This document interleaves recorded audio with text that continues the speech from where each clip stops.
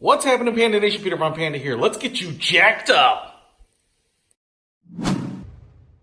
Hey guys, my floor jack bit the dust. Just would not compress the air to lift anything up. So I went over to my local Autozone and picked this up. It's my Duralast. You know, that's the brand they rep. This is a 3-ton trolley jack, which is actually an improvement over the 2-ton that I had before, which, you know, worked fine as long as it lasted.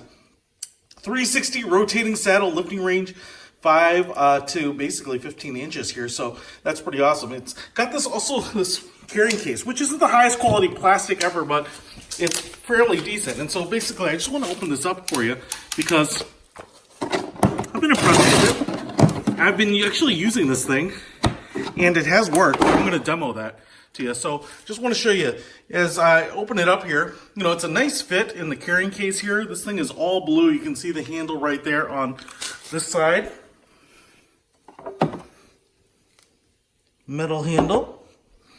And then the jack itself is right here. And again, it's in that Duralast blue. Now, a couple things that I can tell you about this thing already is, one, it's pretty heavy and there's no real obvious place to grab it. You obviously have a little ledge here, but they're angled.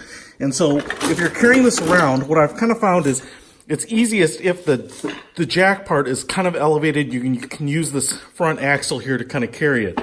Some of these sometimes have a plastic handle up here to carry it. So this one doesn't. I mean, I guess they're assuming that you're just going to carry it in the case, but that's kind of funny. The other thing about this is when you put in this handle, so you get a little notch here, you have to put this in, and then you can notch it in there.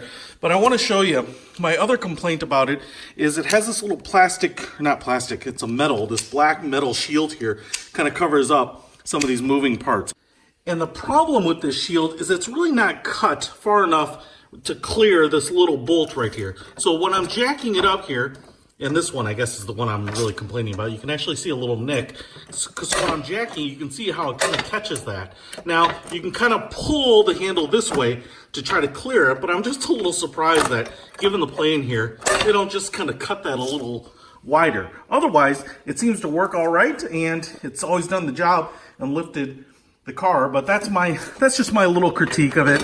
Not a big deal. You can see how large it is. It's kind of like your standard floor jack. It's on 4 casters here, which work pretty nicely. You can see it doesn't provide a lot of clearance, so it'll fit under things, and you're going to have a little bit of a raised edge here. And then the cup here is kind of small, but it's kind of nice that, you know, it's got these teeth, so it won't slip on the kind of that folded edge on the unibody bodies where you get that sheet metal. It'll kind of sit in between that. So, you know, I've used it now.